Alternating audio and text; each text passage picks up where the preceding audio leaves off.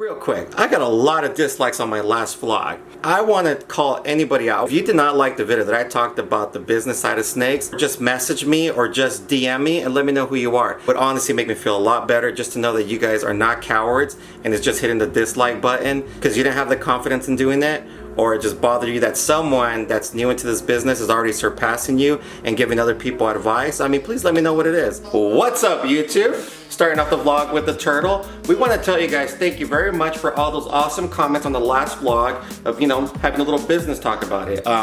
Again, that was my 3-year experience so far breeding ball pythons. Tina's been there since we all started, right? Day one. Yep, day one, day one. And today we're gonna do something very similar, as you guys saw in the title, how to start a ball python breeding business. I'm gonna give you guys a little advice, or how I would go back if I could and restart everything. What you need, how to go about things, and stuff like that. But of course, we're gonna show off snakes first. Big shout out to Jim Lavelle, Thermic Dungeon. And guys, real quick. I was talking to my buddy, Matt Byram, and a lot of you people always DM me, who, are you selling any breeder females? Or do you know anyone selling breeder females? Or even when people are at shows, they're looking for breeder females. Well, Matt Byram at Matt Byram Reptiles, not Matt Byram Exotics, because we all know that he's afraid of stuff like that. But anyways, at Matt Byram Exotics, you guys need to go check him out. Give him a follow, DM him, or email him. I'm gonna put all his information on the description down below. He's getting rid of 30 to 40 breeder size females that are ready to breed this season. Take advantage of that, seriously. I mean, dude, go now. Finish watching the video, then go. So before we show you guys a couple of snakes, I need you guys to do me a big favor. You guys know I always say this. Make sure you go check out Superior Ship and Supply for all of your reptile needs. Snake bags, shipping labels, boxes, deli cups, water cups. That's where the deli cups go, right? Yeah. And then also make sure you guys go check out Campfire Arts to win one of those amazing Medusa custom swords that I'm gonna put up right now. All right, so Turtle's gonna do us a big favor today, and she's gonna van off 4 snakes here, and then we're gonna go in the snake room, and we're gonna get to another round on how to start a ball python breeding business. Okay guys, so for the first powerhouse here is a Cypress red stripe. And yes, she is a female, but look at her. I think she's going into shed too. She's a little dull for sure. Yeah. So that's definitely a kid man, a powerhouse to start off with. First one. So here we have a Wookiee het clown. Yeah, this girl's all over the place, but you guys could kind of get the idea. Beautiful Wookiee het clown. All right, and right here we have a black pastel acid het desert ghost. Let me move away a little right here so you get a better lighting. Oh snap, there we go. Man, I make these things work. Again guys, right here we have a black pastel acid, 100% het desert ghost. And we have Turtle, a het desert turtle. Het desert tortoise? Sakata. Right here we have a special pied. And we're not talking about like it's special to us. That's literally the gene. Special pied. Well, she is special. And it's not a she, it's a he. And he's going into he's gonna be working in a couple of months. Yeah, definitely gonna be working very soon. Also guys, could you do me a big favor? Could you guys go check out my kids channel, Ace and Aubrey. All their information is gonna be on the description down below as well. Their next vlog is actually a vlog doing a crested gecko setup on their vlog, which is pretty cool, man. So please go give them a follow and leave a comment down below on their thing. So that'll be pretty awesome. All right guys, so we're back over here in the AEP little facility, as I like to call it. So as you guys could, as you guys could see, a lot of our bins right here are out, and that's because we have a lot of males working over here. And when I say working, they're like legit working, aka working with the ladies. Also, it's a little dirty over here because we are doing a big clean. There's a big clean this weekend. Well, not we, but Jesse and my nephew. So don't mind the mess. And also, I know you guys noticed that I have a blind there. I took the little army sheet out, but man, the army sheet was pretty cool. So before I start my little rant real quick, let's check out some of the pairings that I have that I'm working for this season. So right here we have a lavender snow. And right on top of her is a Mojave Cypress het exantic. So right here, what we're hoping to get is a Cypress exantic, 100% het lavender. Could you imagine a Cypress lavender snow? That would be sick, right? And then on the bottom of her, we have a pastel orange dream yellow belly inchy. Oh man, they're still locked up. And this right here is an Olympus Cypress. I cannot wait to work with this gene, man. This Olympus is an awesome enhancer, man. Love it, can't wait to see what comes out of these right here. Here's another cool one, pastel vanilla yellow belly. Breeding to that black pastel asphalt het lavender. Now out of that one right there, I would love to hit a vanilla black pastel freeway. That would be pretty sick. Or even a, just anything freeway with black pastel on it. That'd be cool. Then we have this pastel yellow belly or gravel. Oh man, they're not locked anymore. Man, they made a mess. But as you can see, we have our Orange Dream yellow belly Inchy G-Nex boy. So hopefully she proves out gravel and we hit some awesome highways. Some highway pieds. Also, I showed you guys this last time, but we had a GHI Mojave Het pied. These guys were locked earlier, but they're not anymore. But yeah, we want to hit some crazy stuff on this one right here. Let me tell you. I would love to hit a GHI Leopard Pie, which will be 100% het clown. Overall, those are just going to be some powerhouse double het clown pies or some just powerhouse pied het clowns. You guys see where I'm getting at? So in the last vlog, we got such amazing comments, man.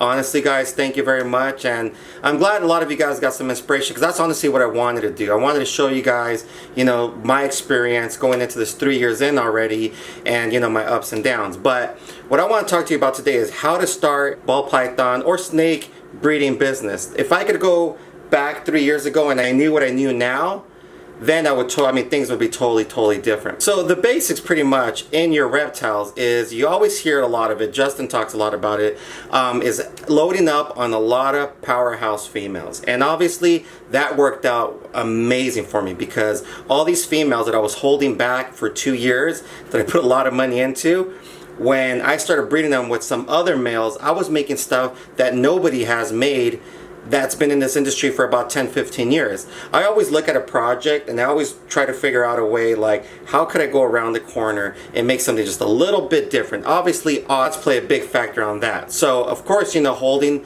and investing a lot of money into some females is a great way of doing it, but that's not the only way of doing it.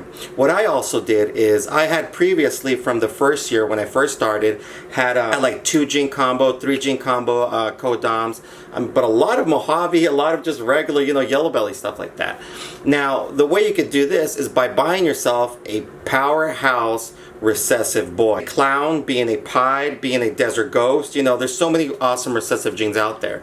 Now with this day and age, now you could get a double recessive snake for a lot lower than you could 2 years ago. So that would be my recommendation for you guys to do that. If you guys have a lot of 1 gene and 2 gene females, I would look for a double recessive boy, like a clown pied or a clown desert ghost, or a, you guys know what I'm saying, and put it to all those females. Now you have these 2-3 gene combo females put into these powerhouse males. Everything out of that clutch is going to be a powerhouse double head, just like I'm doing with my GHI Mojave Pie that I just showed before I got on this.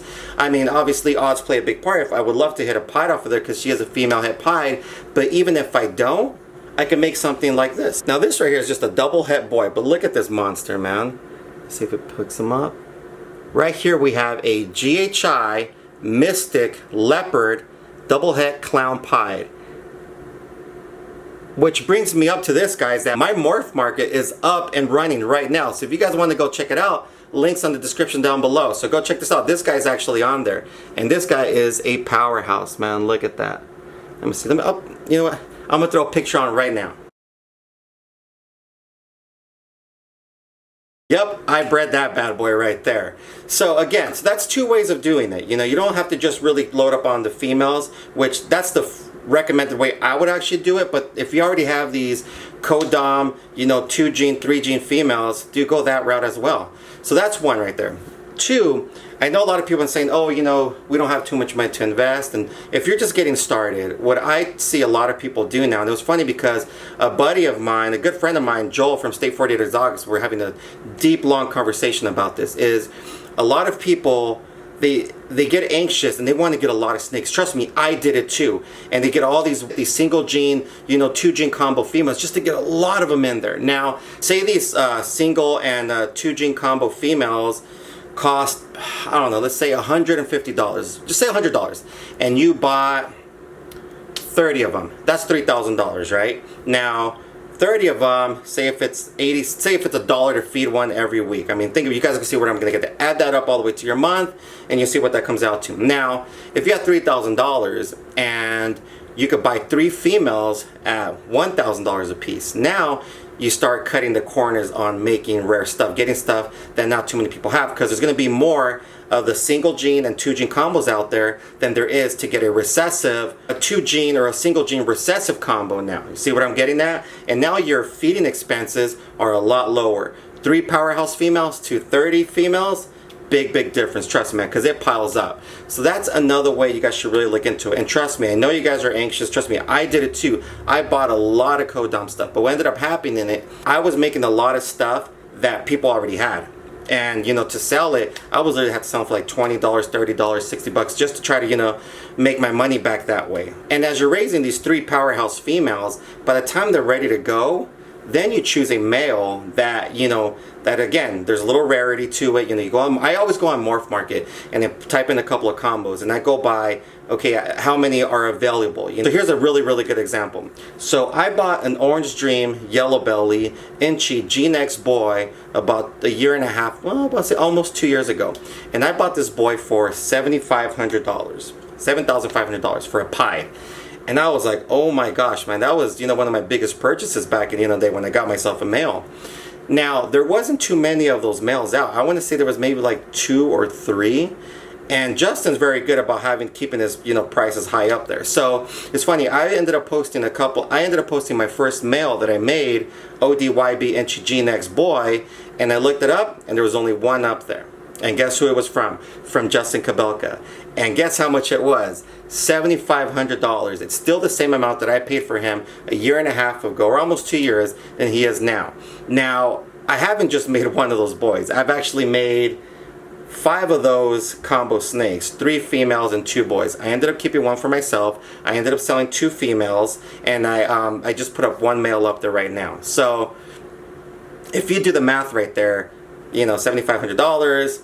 I hit 4 or 5 of them, already sold 4 of them. I mean, you guys see what I'm getting at with that. And that male, by the time I raised him up, some of the females that I invested prior to this male were already getting up to size. So then I was able to use that male with these females that no one really had, because I was investing more into higher end females than the lower end stuff. And then that's what made me make a lot of stuff that nobody has made. I mean, today I was talking to my buddy Will Morrows at Royal Canadian Reptiles.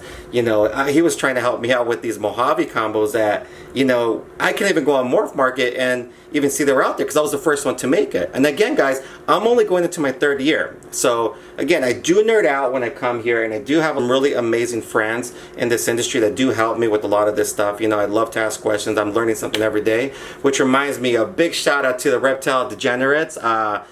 We got, again, Will Morrows at Royal Canadian Reptiles. We have Matt Byram Reptiles. I mean, it's exotics, but, you know, it's Matt. Then we got my ride or die homie, Harry at Royal Canvas Exotics. Is it Exotics? Yeah, I think it's, sorry, Harry. Harry's my ride or die. And then we have Big Bad Jared at Fax Silent Sea Reptiles. Make sure you guys go check out Jared's stuff. Again, it's Fax Silent Sea Reptiles. Awesome guy. He's actually, you know, going to be doing the giveaway at the Arlington show. So if you're going to be at the Arlington show, guys, make sure you guys say what's up to us. We're going to be out there hanging out.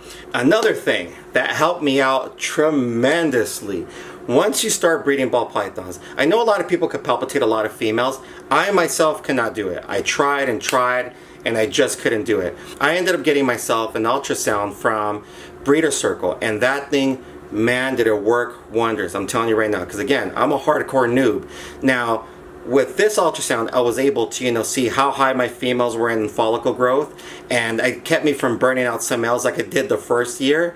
And it definitely gave me a better percentage on females that went last year. Again, we have 57 clutches, man, and we're trying to hit, hopefully we can hit the same amount. For the next couple of years, I should be anywhere from like the 50 to 60 range on females that go. Again, I want to make some quality stuff. I want to make some stuff that nobody has. That's the kind of stuff that I want to do. I want to get to a point where I can hit 100 and 150 clutches, but that's going to be out of a lot of holdbacks that I do from a lot of different projects. That's just going to give me better odds of hitting that one snake that nobody's hit so far. But gradually, you know, getting to that. So again, ultrasound is a must. in my opinion. I know a lot of people don't want to spend that much money on it. You can find some off-brand China ones that I know that work tremendously, and Pythons 101, Chris, dude rocks, and his looks amazing. I think he only paid $1,000 for it. The one from Breeder Circle, I do believe it cost $2,000. You can tell him that AEP sent you out there. This is not a paid advertisement, by the way. I'm just letting you guys know. And just do, I mean, shop around. A lot of people are getting rid of a lot of stuff, but I would really recommend an ultrasound. Definitely helps, unless you have some really good hands and you can palpitate. So that's just a little advice that I'm throwing out for you guys. I hope that helps. Guys, again, comment down below and let me know what else you guys would like to, you know, for me to talk about. Again, I'm only sharing my experience. I know a lot of people disliked that video, but, you know, it is what it is. I think a lot of people are just threatened or they're mad because they don't want to talk about it. But I'm going to share all my experience with you guys as much as I can. And yeah, we'll go from there. But guys, as always, man, I appreciate all of the support. Till next time, deuce.